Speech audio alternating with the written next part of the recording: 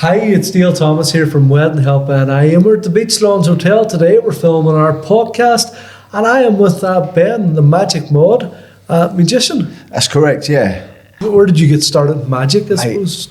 How long have you got on this podcast? Because I could tell we can go for an hour, so we can. So you story of my life, that, mate. Let me tell you. So I started when I was 6 years old. You know, I was I always loved magic, but I never realised it was going to end up being like a career path, because I always wanted to be a footballer and play for Fulham. But where are you originally from? Are you from? I was near West Sussex, which is right. But people, you say Crawley, and they're like, you say Gatwick Airport, you're like, oh, I've heard of that. You just say, yeah, stone's throw from there, mate. Right. But I was always in and around London. But the magic love started 6 years old, and my mum and dad got me a Paul Daniels magic set. Right.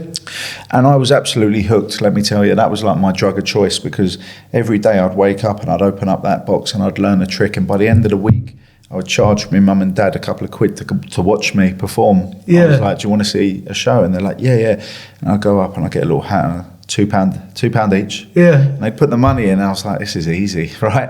And then perform tricks, and each week I tried to learn at least, I mean, these sets you can learn, I think the Paul Daniels one was something like 250 or 150 just off the top of my head. Yeah. And, you know, I'd set myself, right, this week I'll learn 5, learn another 5. So as I said, each week at the end I'd perform a show, and then by the end of the month you had 20 odd tricks under your belt, and you could go out and perform to your friends. And I used to do it at various like family gatherings and all that. Yeah. You know, as a kid, you know, I didn't have like the these days the smartphones and all that, and you're hooked to that. All I had was my playing cards, and I used to, as I say, get them out any opportunity. Yeah. You know, especially family gatherings. That was always a good one. Tried it at a funeral once, and my mum was like, "Keep them in your pockets." You know. I thought, right. So really self-taught then as such, and really honing the skills as such, and building it up from I suppose children's magic up until then performing in different scenarios. And that's exactly it. I mean, I'm dyslexic, and I don't actually tell many people that. But then the last few years of my life, my wife was like, you should tell people, because it's amazing. And the reason I tell that is because I am self-taught. I look at books, and I used to look at the pictures. I never even used to read the words. Now, obviously, I've taught myself I can read books. You know, I think I'm up to like a level 4 or something. No, but I'm good with that. But it was just like when I first started, I couldn't read it. Mine is my concentration level. I'd be reading a book, and then I'd be like it's so hard to do. So as I said, everything was self-taught, and then along come. Do you remember Marvin's Magic? Yeah, a lot of that stuff that come about, and that was professional magic made easy, and it was so simple. You know, the tricks you were performing, you could still get a lot of professional magicians performing these tricks today, because the way they were built and the reactions you get off them. Why wouldn't you? Because end of the day, you do the tricks that get the best reactions. You know, I've learned tricks that have took me an absolute ages to perform, right? Like real ages to practice and get it right down. You think, right, and sometimes you do it and the reaction's like, oh, that's very good, and then you show them a trick that took you 5 minutes to learn, and they're absolutely blown away. You know, it just depends on what people like. But for me, I love the card magic, and as I said, self-taught, and you know, always learning, because as you do in magic, it's, you know, I think it's one of them things you always are going to learn as well. Like there's always something new or something. 100%. You know? It's like learning a new language. You know, you can never know all the words, and it's the same as like magic. You can never know all the tricks. You could know 300 tricks, bloke over there can know 400, and so on and so on. And you're constantly learning. And as it develops as well, I suppose, from going from children's magic to maybe the card magic to maybe mentalism or something, you know, there's lots of different sort of avenues you can go then as well. Definitely. And I've adapted the act, so I had to do it quite quickly. As I mentioned to you earlier on, when I was called up to go on this tour with a band, and I thought I was walking about in the crowds, and ended up I was on the stage. So straight away I had to think, right, what could I do to get away with this on the stage? So you have to just, I mean, put it this way, a lot of people, I've been told, in that situation would have absolutely bricked it and ended up walking the other way. But I thought to myself, I can either go out there, give this a go, and do you know what? If I fail, at least I could say I've been on the same stage as the Libertines, you know. And if I do well, then I think there was another 7 or 8 dates with them. So I thought, you know what, just go out there and give it a good shot. Went out there, Did well, learnt a hell of a lot. But suppose even before we got that, take us back, the Magic Mod, how did that, was that something you developed whenever you were younger, or how did that come about? My music and my style of choice has always been that scene. The coolest guy in my opinion is Paul Weller. I think he's an absolute icon. There's very few people who could put a bin liner on and look cool, and he's one of them. Let me tell you, mate. Of course, your Liam Gallagher's, your Johnny Marr, Miles Kane.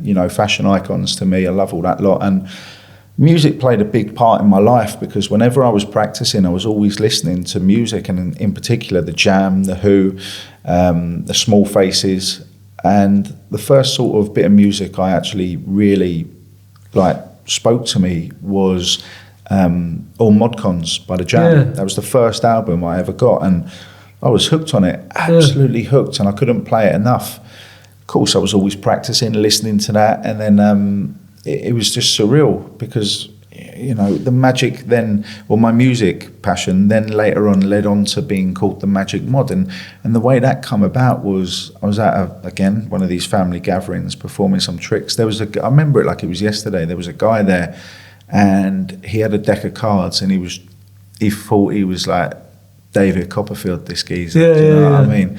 And nah, definitely not. I wasn't putting him down, but my dad was like, mate, please. And I was like, no, I'm too shy. I was about 14, 15 at the time. So it was well before I did any stage stuff and any real shows, to be honest. Go on, son. I was like, no, let him have his chance. And then he come up to me, and he fanned the cards out. Bear in mind, he was like one of our cousins or something, so he wasn't just a random person. And when he fanned the cards out, my dad just went, I'll take them off you, son, like that. And he gave them to me, and he was like, you show him a trick. And I was like, well, I'm on the spot now.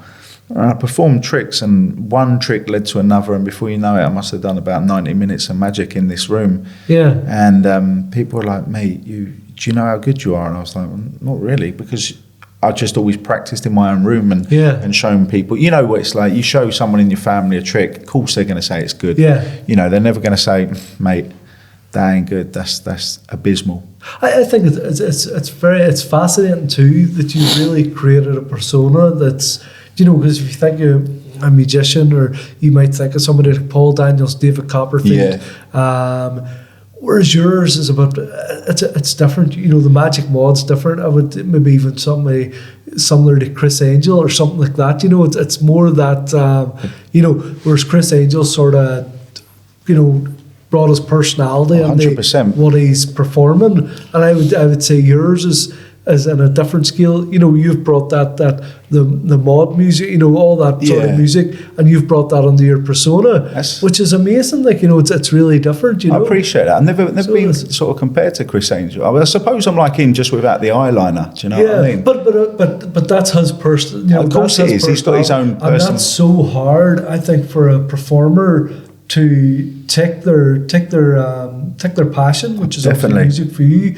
For Chris Angel, his passion, I know we were in Vegas, me and the wife, about a month ago. Was he still performing? Hi, we actually seen David Copperfield. He's finishing up his Vegas run. So he is. But most of the performers out there, we went to a few, and it's a suit. It's just it's a suit. It's a polished sort of suit act. You see one, you feel like you've seen them all, don't you? Exactly.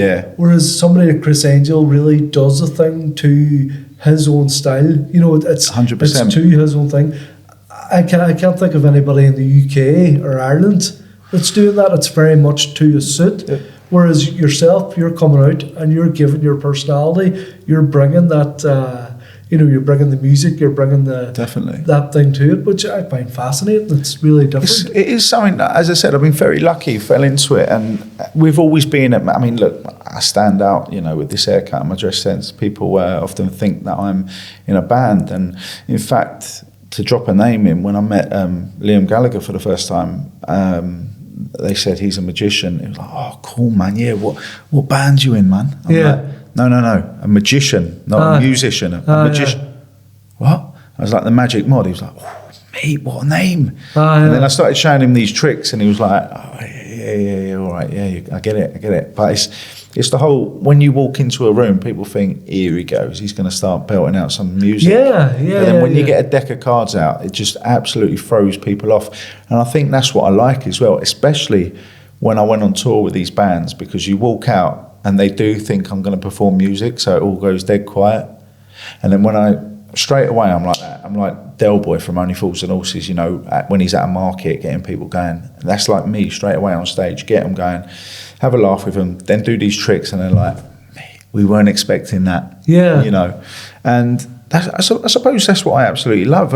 I always say to people, expect the unexpected, especially with my act, because 9 times out of 10, I don't even know what I'm going to be doing, so they ain't got a clue in knowing what what I'm going to be doing. But it's a beautiful thing. And to go back to the sort of name of the mod, or the magic mod, after that family gathering, Dad was like, you should do this. And I was like, do what? He's like, go and perform, don't do stuff, you know, try it out, walk around Crawley with a deck of cards. They've got, I think there was a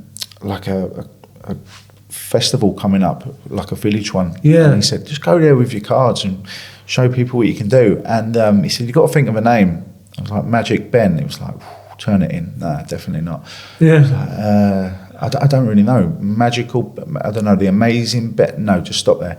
He's like, what do you like? I said, well, obviously all this music and that. And then we just said magic mod. And I was like, fuck. Like, it's so simple, but it works. Yeah. You know, and whenever I see that name, which is my name, which is it's mental. Like when I see it on posters and on stages, and like I go, wow, this is incredible, because it was just a dream, you know. Yeah. And it was just, it wasn't even that, to be honest with you. It was a hobby, and it's given me probably everything, you know, because the stuff I've done, and I met my wife through magic, but that's a whole different story. That's magic. It certainly was, mate. And it was expensive as well. So, you know, but again, she followed me online. She's from Belfast, hence why I'm over here. And loved what I did, loved the style and that. And then we got chatting, and then I did a performance in London, in the Shard. And I just said, do you want to come to it? And she come to it, and we hit it off straight away. I didn't actually perform any magic straight away to her, which I normally, whenever I meet my friends or anything, it's like 2 seconds into chatting and I get the cards out. But it's, hit it off. And then later on, you know, we had a beautiful boy, Lonnie, little 4-year-old, and, you know, got married in Greece, which I'm sure we'll touch up about. That was an experience, mate. But it was good. Yeah. You know, and as I said, it's all sort of come through magic, really. So you've always sort of been performing magic. How did it then come about? You done a lot of touring then with bands and stuff. How did that start, or how did that come about? So I always get myself...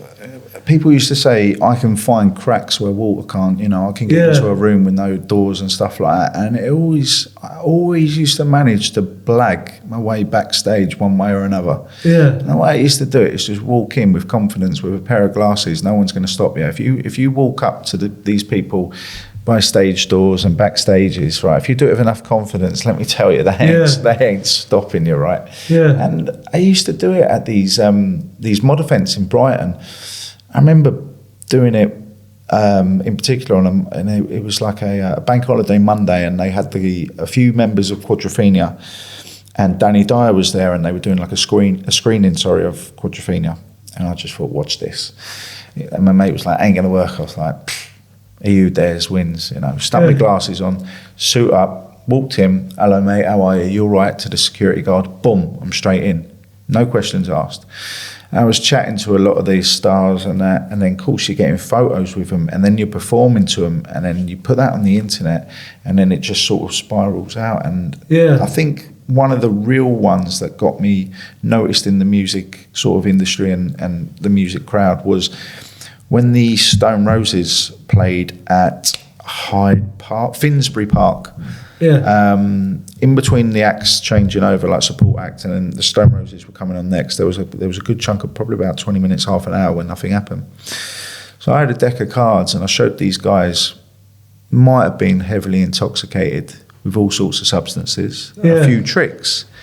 they thought I was the best thing since sliced bread, mate, right? So their reactions are going over the top, which as a performer, them reactions are gold, because if people go, whoa, oh my God, people look around, what's going on? And then they come on, and then more people come. And before you know it, right, there was a crowd of maybe 100 odd people just all round me, right? And I got a photograph of it, and I put it on Twitter, which Twitter at the time it was called, and it went mental. And people were like, who's this guy? Who's this? And then Steve Craddock from Ocean Colour Scene, he followed me, and then I went and met him and then performed to him. And of course, he's not only was he in Ocean Colour Scene, which he still is, he did his own solo stuff, but he was Paul Weller's guitarist and has been for many, many years. Right. Paul Weller's, when he does his Paul Weller solo stuff. And one day I just was playing golf, and I got a message saying, hi, blah, blah, blah, it's Paul Weller, like, you know, all this and that, like, could you perform some magic to my children? They love magic. And I was thinking, this is a wind-up. Left it, and then like maybe about 45 minutes to an hour later, the phone rang, and it was this number, and I was like looking around thinking, who's this? Hello? And it was him. I was thinking, shit. Because I listened to his music religiously as a kid. You know what the guy's voice is like. You know, I used to watch all these interviews and everything, and he's a big idol of mine. He was, and he probably still is. You know, I idolise him, and I think he's someone who's really helped with my career, because he gave me. Not many people would sort of say, right, come on, we'll have you on a few of my shows. You know, he's done it all and he's seen it all. He didn't have to do that, and he gave me that chance. I think it's there's no other style of, I don't think you could, you know, like a band wouldn't, to bring in we were chatting about this before we went on air, to bring a musician on, it's grand doing tricks in a small group, to bring that on the stage, which are, you know, rock fans for you, pop, you know, it's completely different. It's you know, it fascinates me how you've managed to do that too. You know, it's amazing. And do you know what? I've had some beautiful reviews from the band members that I've been on tour with, saying like, you know, if one of us goes wrong, we've got like someone in the band to help us out. But if he goes wrong, he's on his own. Yeah. He said the balls that guy's got to go out there and do it, and I'm like, that's lovely for them to say that. Yeah. You know, and the way I look at it is, I just go out there and go, most of these people probably don't even know who I am, so let's just make sure they do by the end of it. Yeah. You know, and I always say to myself, they're not here for me. I'm just a luxury. If they like it, brilliant. If they don't, listen, it ain't going to affect their night, and it's only one affect mine. Yeah. And it just all happened from there. Since then, so I did 3 nights with Paul Weller, which, as I said, dream come true. Even talking about it's mental. Yeah. And I built a really good friendship with him, and ended up being in his album and credited on one of his albums, you know, for a magician. I suppose that was a bit of a dream come true as well. Oh, mate, do you know what? For you, as somebody you idolise, to see your name on an album sleeve, do you know what? It wasn't even a dream, because like I couldn't have even imagined that. Yeah. Does that make sense? Yeah. It goes past the dream, because like when I actually saw that, and I was doing the clapping in Old Father Time, which was on the Sunset album, and on the back it's got Magic Mod.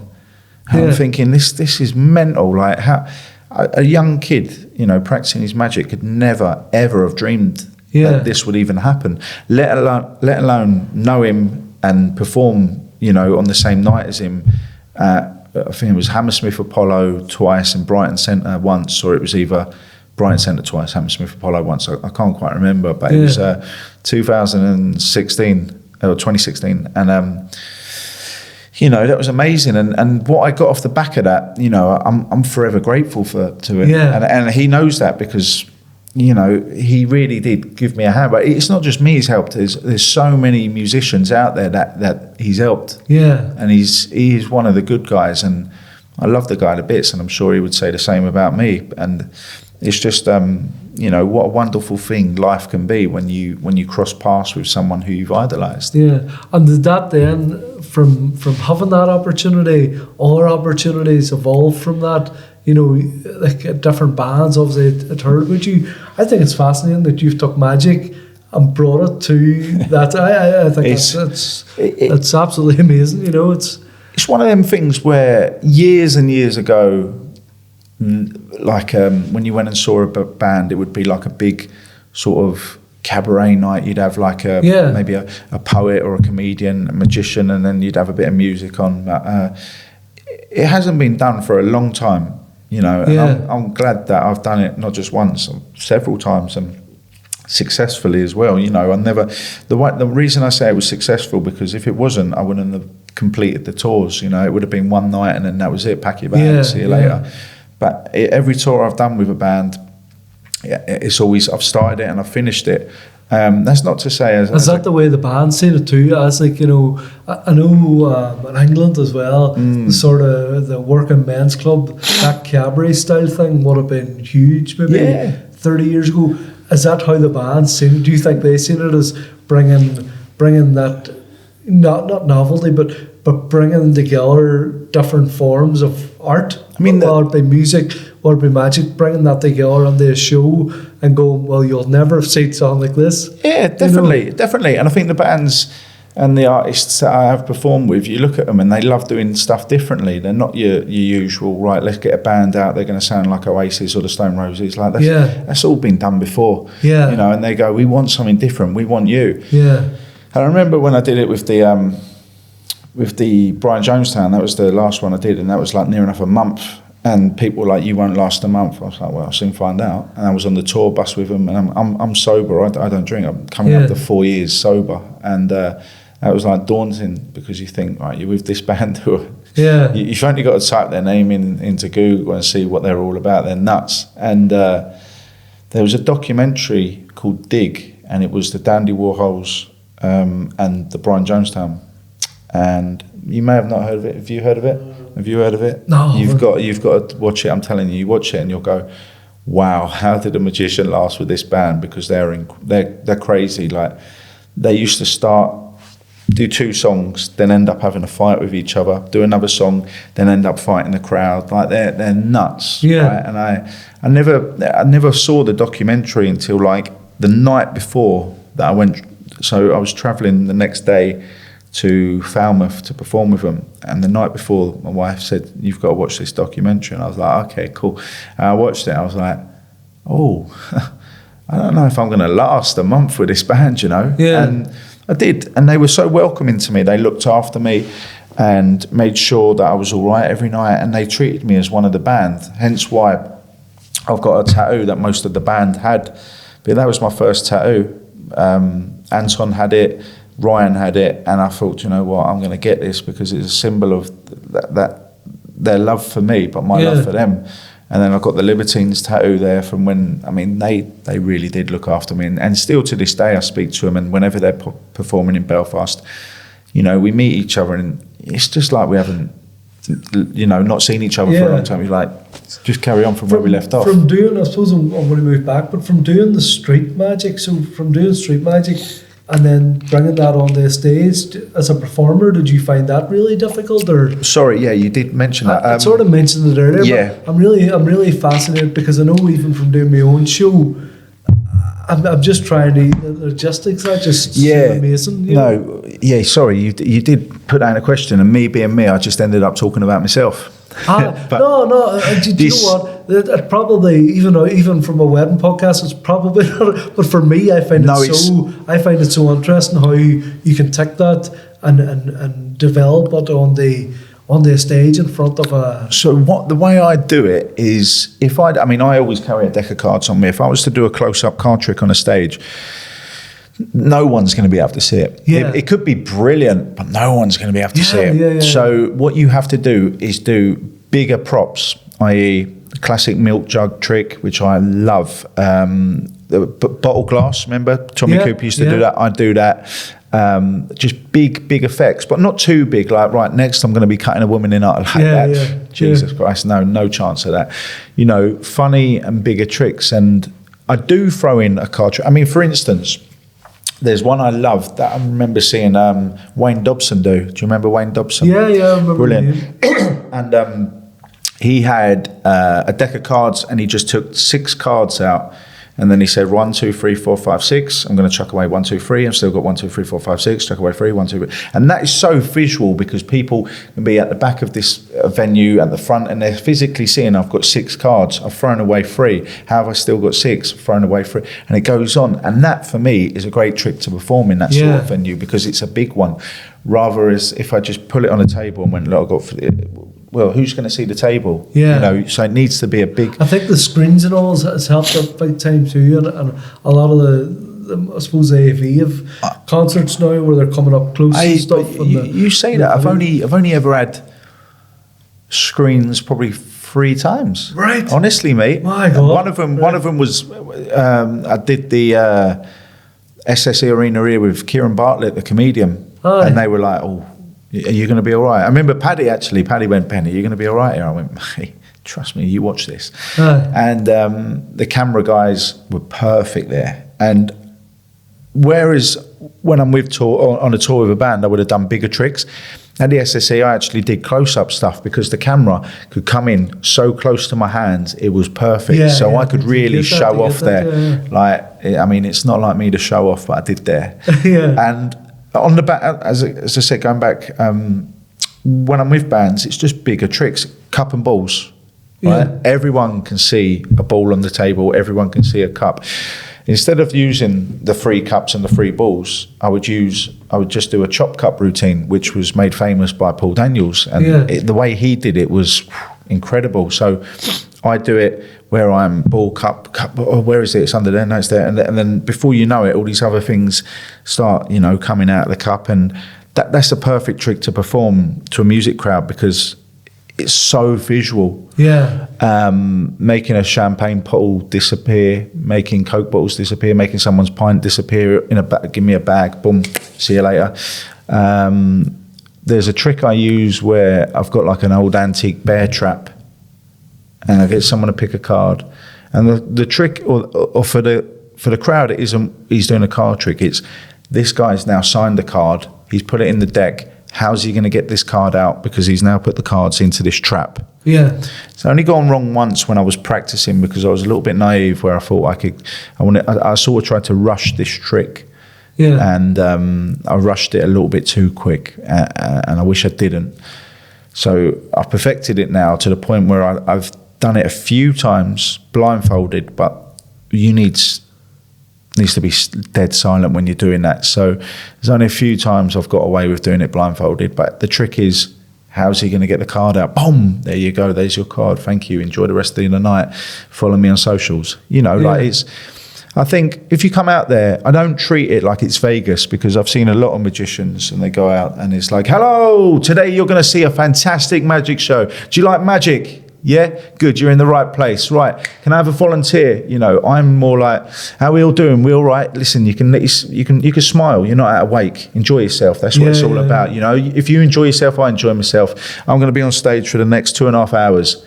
And then you see their faces. I'm like, I'm only joking. I'm doing an hour and a half. But, I just have a laugh from the get-go.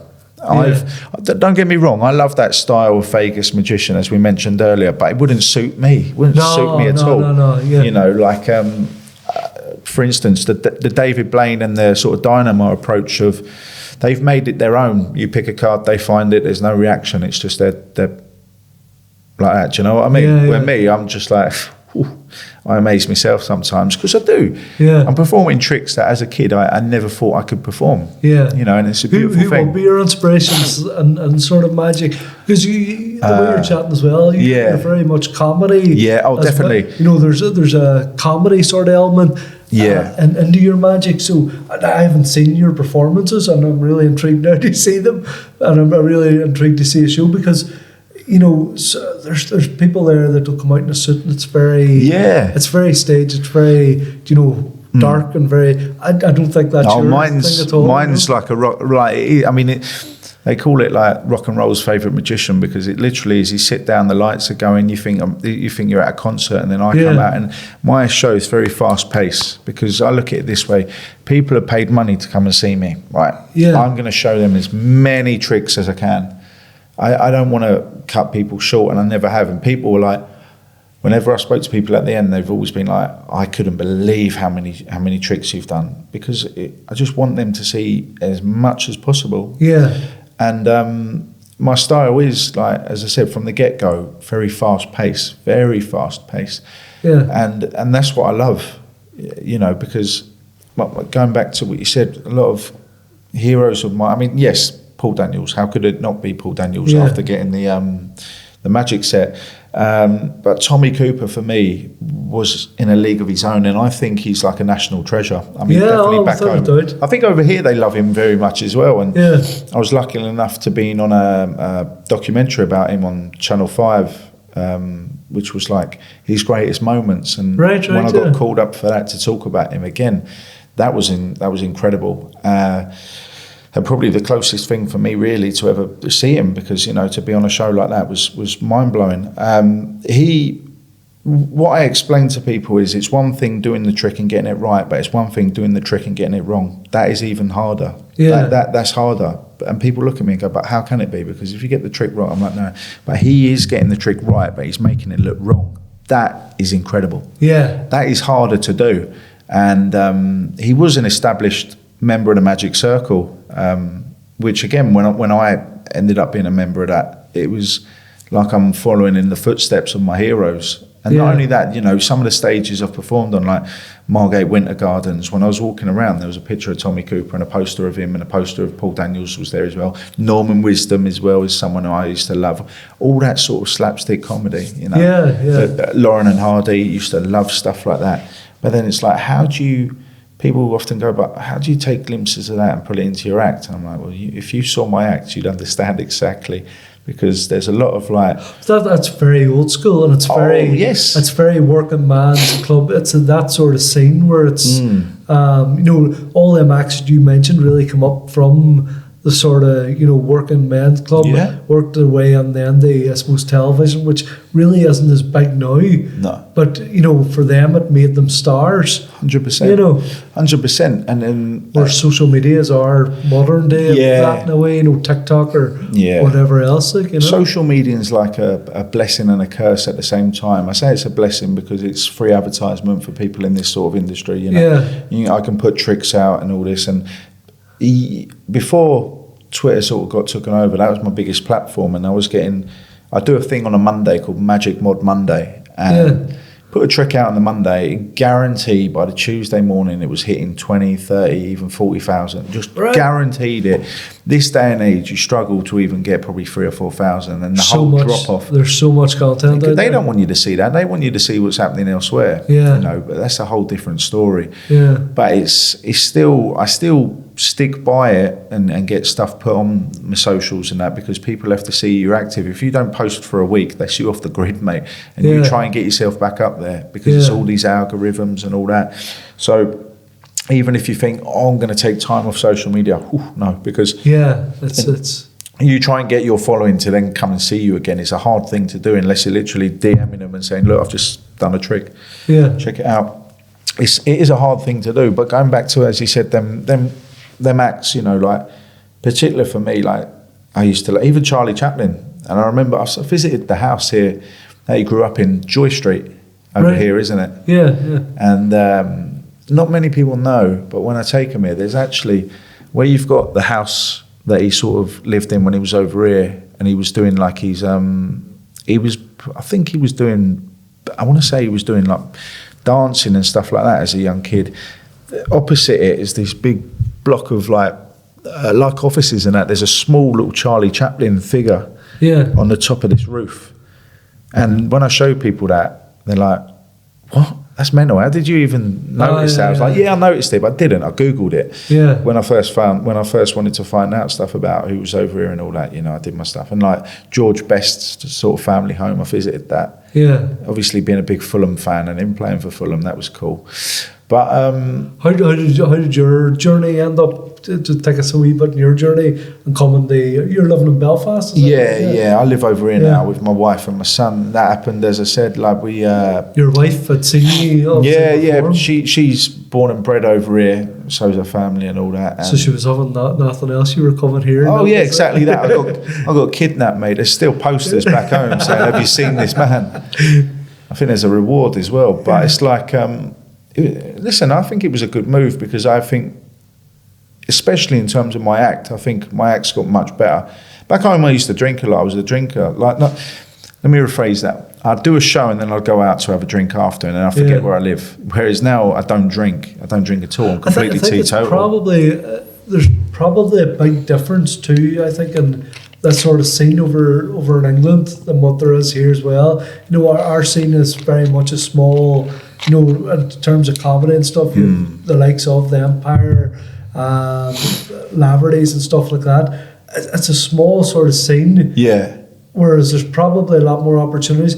And then over here, you've that small scene, and then you've weddings and stuff. Yeah. As a big market. And I suppose England's weddings market. Weddings, yeah. I mean, I think I sort of was having a think to myself when I drove up here. Like, I think I did that festival, walked around for the first time in Crawley. You know, it was the first thing I ever did. You know, and I did a deck of cards, and this woman went, "Do you do weddings?" And I was like, "Yes."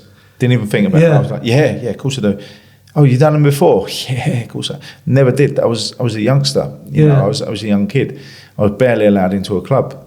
You know, and I said, yeah, I did a wedding. And then the woman was like, okay. So I wrote my number down. Have you got a business card? I didn't. I went, yeah, but you know what it is? I left them indoors. I tell you what. I wrote my number down on a back of a napkin. Gave it to her. And she called me up, and I did the wedding, and they were blown away by it. And it was probably one of the first sort of like big things I've ever done, because a wedding is a big thing. Like I don't take that for granted. I've been very fortunate to have done many weddings now, and whenever someone contacts me to ask them to do a wedding, I mean, the trust that they have in me to add something to their already special day. I mean, let's have it right. I'd have my wedding up there with like the birth of my son. You know, it was an absolutely amazing thing. It was beautiful. We were in Greece for it. And what part of Greece did you? Rhodes. Oh, very Rhodes, good. Yeah, beautiful, mate, beautiful. And it was. I think we went when they had a heat wave, and your woman said, "Oh, you're getting married at like midday, 12 o'clock." I'm like, "Nah, mate, that ain't happening." And she's like, "Oh no, you have to." That's why I worked in Kavos and Sodari in Greece. It's in Corfu, you know. Yes. And I've done shows out there in 2015, and the heat is something. The heat during the day is something else. Mate, it's mental. Yeah, this was mad. Like, it was madness. I mean, the wife, God love her, she was in her dress and all the makeup and all that, and there's me just in a pair of shorts and actually, I think it was these shoes, because I went to Fred Perry and had a right little splash up before, and everything was Fred Perry. My shirt, these shoes, my shorts, my flipping socks, everything was Fred Perry, mate. Yeah. And I was like, that's what I want, because it was so, I couldn't have worn a suit out there. If I wore a suit in there, I'd be melted, mate. Yeah, it's a different heat. God, right. But it was beautiful, and you know, it was a lovely. It was very intimate. We didn't want many people to come, just the close friends and family, and it was perfect. You know, I actually wanted a magician at my wedding. To be fair, I know it sounds stupid. You're like, what? So I actually said to the wife, let's get a magician. She's like, wise up. I was like, no, but I want to experience it from my, because I've never experienced that. Yeah. And I would have been watching him like constantly. I just wanted it, but no, that didn't happen. Because when we were out there, the guy was like, what was his name? Stavros, I think. Funny enough, I think his name was that. And he was like, do you want anything extra? And I can get stuff. I can get this, get that. I was like, magician. He was like, don't think so. Kid's magician. I was like, no. It needs to. I want someone who can work a room like and do cards and that. And the wife's just looking at me thinking, you ain't right. I was like, no, but I wanted to experience it from a different point of view. Yeah. But that was beautiful. Very emotional. Even the cake was in tears. He's gone. No, it was good. I loved everything about it. The heat was. At times it was very unbearable, and that's what we said. If we could have had a choice, we would have got married later on in the evening when it was cooler. But the reason we had to do it at that time is the mayor had to come down, overlook it, and sign these papers. Oh, right. Mental, mate. Right. So like where we were, it was like this old chapel outside, and it was stunning, and it was like everything was done up. It was beautiful, absolutely beautiful. And I said to, like, we had someone taking photos, and I was like, yeah, but if people stopping and that and this and that. She's like, no, I want to stop. I was like, look, there's people over there wondering what's happening, you know, but I don't want people in the shot. And I said, and look at this guy here, he's just leaning up against a palm tree. Like, what is he doing? Like, I mean, look, he ain't even dressed up. I said, how can you have someone like that in the shot?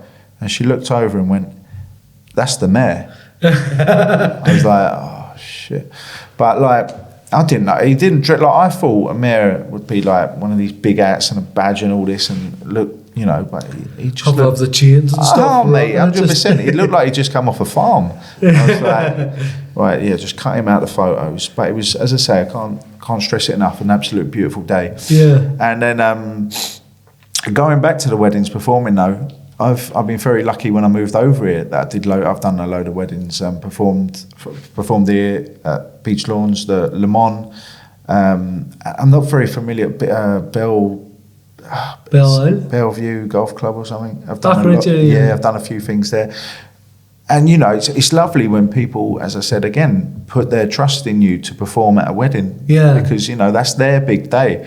And I always say, it's not about me. I'm just adding a little bit of a touch. You know, I wouldn't go in there and everyone's got like, hey, look at me, it's all about me. Yeah. Mate, I'm like a little sprinkling of what is their massive day. Yeah. And the goal I always have is, if I could do a trick that gets people talking about the whole day, perfect.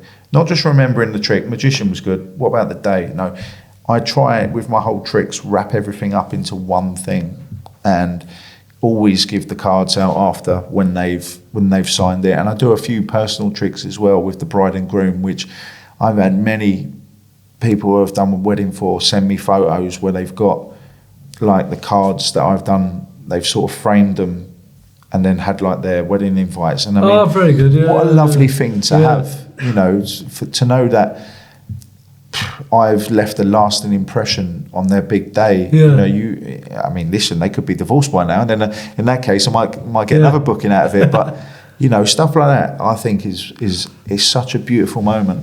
In terms of the day, what sort of time did you be afternoon drinks or would it be evening or so what? I've had this discussion with a lot of people. A lot of people always ask me. Now, the way I do it is, back in England, there'd always be like, photography is a massive thing. There's always about sometimes an hour to an hour and a half where a lot of people are just standing about. Yeah. And they're at the bar, drinks were set. No one really wants to chat to other people sometimes in England, right? So it's like, that's a perfect time when the bride and groom are off getting their photos done and then they're calling in the other members and that is the perfect time for me to then walk around and do my tricks, because then you find out. So I always speak to the photographer, what order are you going to be calling people up? And they go, obviously the bride and groom, and then the bridesmaids, and then the father, you know, and then I've got that locked in my head, and I will start off with the people who he's going to do in order. So then everyone sees something. Yeah. Another good time is in an evening after the dinner, because people, there's a lot of times people have said, oh, come and, you know, when we're walking at the tables doing dinner and that. And yes, that can work. But then what you have to remember as well is a lot of time it's stop, start, because you're performing a trick. Oh, here comes the main course. Performing a trick. Hang about, we're going to do the speeches. So that's, I can do it, and I have done that way before, but it is very stop, start. Perfect, as I said, when they're doing the photos, and an evening one as well is a great one, because not everyone wants to dance to flipping like Come On Eileen and all that stuff, right? Sometimes you get people at the bar or sitting on their own or sitting at the tables. Again, perfect time to go around and perform. But there's so many different options. As I said, you know, I've actually performed when they were coming out of straight away when they were coming out of like a chapel once in London. I was there, boom, boom, boom, boom, boom. I did half an hour, 20 minutes while people were sorting out like transport to the wedding venue, and then I went with them to the wedding venue, performed straight away. That was when the photos were being taken. Anything from after the wedding to up to when the first or the starter comes out, that gap there, perfect for magic. Yeah. Because that's when people want to enjoy something, want to see something. Yeah. Then when they've sat down and they've had a few drinks and they're getting a bit merry, again, I can do that, not a problem. But before they get a little bit tipsy, it's a great time. Yeah. And there's even the option, as I said, in between when the evening guests arrive. Yeah. That's a good one because you're the first. You could be the first person they see. Oh, you here for Jane and Dave's wedding? Perfect. Here's a trick. Boom. Get your way in there. Magic Circle. How did that come about, or how did that? Come off that tour with the Brian Jonestown and just thought, I think I'm ready for it now. I think I'm ready to sort of enroll and see if I can become a member. Yeah. And the first one's an interview and a performance. So it's like you talk for 5 to 10 minutes about how you got into magic, your interest in magic, your style of magic, all this. Of course, it's all magic related. Why wouldn't it be? It's the magic circle, right? And then perform one trick. And I did that. And then about 2 weeks later, they said, we want to put you forward to your examination. And that's 10 minutes, 8 to 10 minutes of magic. Yeah. And I didn't know what to do, but I saw this trick that I really liked. And I thought, I'm going to do this, right? And I set myself a goal, and I was practicing and I finally got it. I was like, this. I think this is the trick. I think I've got it with me, to be fair. Yeah. And did that, and I did a couple of other tricks that I was comfortable with, because what you have to remember is it's one thing performing in front of people, it's another thing perming in front of a magician. Oh, big time.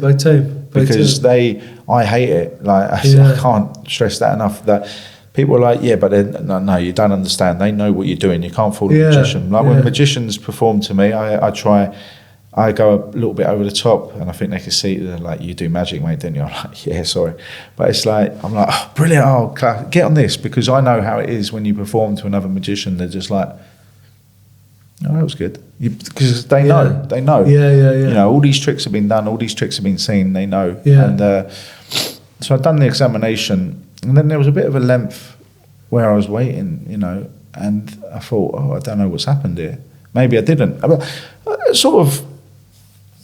I don't think, it was like, if I didn't get in, I'll try again in a couple of years' time. But I did. I got in straight away, and they were like, you know, welcome to the club. We're very lucky to have you and stuff like this. And, you know, it was an incredible thing, because there's less than 2,000 members in the world. You know, not just in the UK. Like when I say this during my performances, I do a little bit where I'll show the tricks, not show them how they're done, obviously, because that's a big no-no. I perform the tricks that I did, and I say, right, you're the magicians this time. I'm going to do the trick to you, and then there's a big kicker at the end.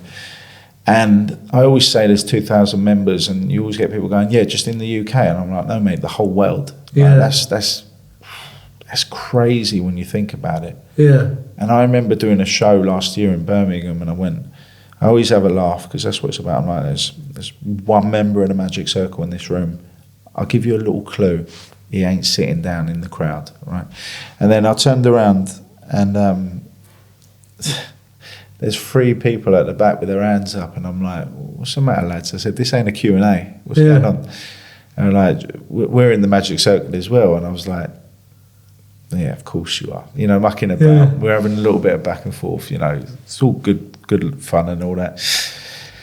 Anyway, they come up to me at the end, and they showed me, there was 3 magicians at the back of this show, and they were each members of the Magic Circle. Right. What was the chances of that? Yeah. That was a beautiful moment. I met them after I took all the stuff off the stage and that, and I met him in a coffee shop around the corner, and we chatted for ages. Yeah. And it was just lovely, and I was like, you don't want to ask how you did, but you want to know? Yeah. But the magicians are funny people. I think it's the same, like even, like as I said there, before we came on, I was in Vegas about the start of April. Yeah. And like I went to a few magic shows, and I went to a few hypnotist shows and stuff. And it's probably the worst, you know, for the hypnotists. But I know the hypnotist, the guy's show went along day, like, so he knew me, and you know, but it's probably the worst scenario in the world for him, like, because it puts so much pressure on your performance, like, so it does, you know. That's why if I knew that they were magicians before I walked out, I would have absolutely bricked it, let me tell you. The show would have been great, of course it would have, because I put me, you know, it's something that haven't just thought of this overnight. I've worked long and hard with this short show.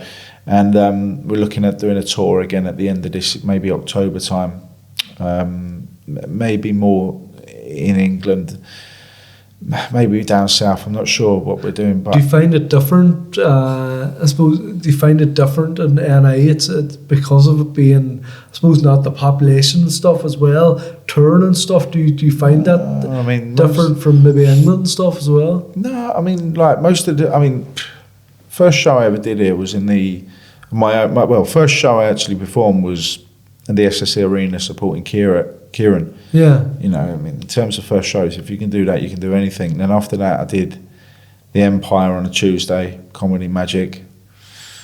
Then I thought I want to put my own show up, so we did the Opera House Studio, sold it out in like a week, 2 weeks. That's amazing, that's amazing, mate, you know. Unheard of. And then the promoter said, "Mate, this is class. Like, do you want to put on another show?" And I was thinking, well, where are we going to perform? And they gave me the big room of the Limelight, the main room. And to say I've performed in that main room, headlined it, you know, is crazy. I was there in 2023 with the Brian Jonestown, and out of all the shows I did, I'm not just saying it because I live here, because I would be the first one to say no, that was a bad crowd if it was. Yeah. The crowd were absolutely incredible, and they really warmed to me, and it was, you know, at the end they were all shouting one more trick, and I had a video of me just on the stage looking at the crowd and them all singing one more trick, and I was thinking, this is mental. So then when I did my own show, to find out that I sold out the studio, which was, I think it's 120, 130, maybe even 140. Yeah. I think it was so beautiful, big screen, and I did like you seen Trainspotting. Yeah. You know the video when they're running through the, like, Glasgow, is it Edinburgh, Glasgow, wherever they're running, you know, it's like Iggy Pop song in the background. Yeah. So I did that, right, and I did it where I was at the Titanic Quarter, and I had a big map, and I've got my bags with me. I filmed it like 2 weeks in advance. Yeah. I'm looking, I'm like, where's the Grand Opera House, right? And I'm looking at my watch, and I've got to be there in like half an hour, and I'm like, oh my God. So I'll throw this map, and then I'm running, and then there's all these shots of me running through Belfast. It was class, right? Yeah. And then I got to the Europa. I was outside the Europa Hotel, and I flagged down a cab, and I said, mate, help me out. I need to go to the Grand Opera House. And he's like, are you sure? And I'm like, yes, mate. The Grand Opera House? And I'm like, yes, mate. So I got in this cab, and he's like, yeah, so what are you doing in the Grand Opera House? I'm like, well, I'm actually, right, that's us here, mate, thank you very much, that'll be 40 quid. I'm like, 40 quid? He's like, yes, mate, this is a traditional black cab, you don't see them anymore. I said, what do you mean don't see them anymore? I see loads of them back home in England. And he goes, well, fuck off back home then, right? But that was my father-in-law that did that. Yeah. And I put that video on the internet. I think I did it on Facebook, and it hit something like 1.3 million, right? And people thought that this was actually a Belfast cab driver. And they're like, oh, that's so rude. I can't believe how rude. And I was like, mate, it's the father-in-law. And he loved it because he looks a bit like Phil Mitchell. You know what I mean? So it suited him, that hard man approach, and it was had that on the big screen, and then me walking into the venue, and then I timed it so perfectly that when the video come down, I walked in wearing exactly, and it was just class. Very good. And I remember that, and I would have been happy with you know, people clapping and enjoying it at the end, but I got a standing ovation, mate. Yeah. And there's a video of me, there's a photo of me leaning up against this table, taking my headset off, and everyone's standing up, and I was just like, oh my God. But I didn't really settle in, like, it didn't sink in, because I had to then take everything off the stage, go back home, and I was up at like 3:30 in the morning the next day, because I was doing a show in Margate, so it didn't really sink in. You know, I wish to this, like I always said this, I wish maybe I pushed the Margate one a day later to let that, because for me that was one of the best shows I've ever done. And then when I did the Limelight, that was class. Like, funny enough, I was in Thompson's the other day doing some magic, and these people went, "We booked tickets to see you in the Limelight." Yeah. My wife, this is my wife. She said it was her Christmas present, and I was like, "Oh, Christ!" And she was like, "I weren't really sure what to expect when he bought me tickets to see a magic show, but I'm so glad I went and all that." And like that is just a lovely thing to hear. Yeah. Because you often hear that people go when they see it, the magic mod, they're like, what is this going to be? And even management say, you know, people need to see it. And when they see it, they get it. You know, it's one of them. Here's a trick I performed for the Magic Circle. Yeah. There's 4 cards. At the moment, all the 4 cards are face down. I'm going to tell you now they're aces, okay? But how do you know they're aces? You just believe in a magician. Who would do that, right? Yeah. But just take my word for it. And one by one, the aces are going to go face up. So at the moment, we've got the ace of diamonds face up. But how do you know that wasn't already face up? So if I click my fingers, from the ace of diamonds, we now have the ace of clubs. So we've had clubs and we've had diamonds. So what have we got left? We've got spades and hearts. Just name one. Any Spades or hearts, yeah. Hearts. You sure? Yeah. Click my fingers, and we've had clubs, we've had diamonds, and now we've had hearts. So you're doing well, you've done very well. Yeah. But here's the hardest one. The hardest one is the spades. Because you're watching me, and the thing is, when I was performing this trick, I knew that the magicians knew what I was doing. So I thought, how can I sort of do something that they don't know? So we have the clubs, we have the hearts, and we have the diamonds, okay? This is the last one to turn over. I thought, how do I do this? They're going to know what I'm doing.